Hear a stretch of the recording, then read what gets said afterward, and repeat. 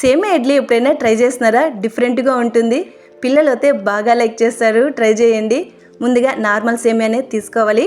కడాయిలోకి oil add చేసి ఆవాలు, జీలకర్ర, శనగపప్పు, ఉద్దిపప్పుని యాడ్ చేసుకున్నాక సన్నగా కట్ చేసిన అల్లము, పచ్చిమిరకాయలు, కరివేపాకు యాడ్ చేసి ఈ తాళింపు అంతా వేగినాక సేమియాని యాడ్ చేసుకొని లైట్ గోల్డెన్ కలర్ వచ్చే వరకు ఫ్రై చేసుకోండి.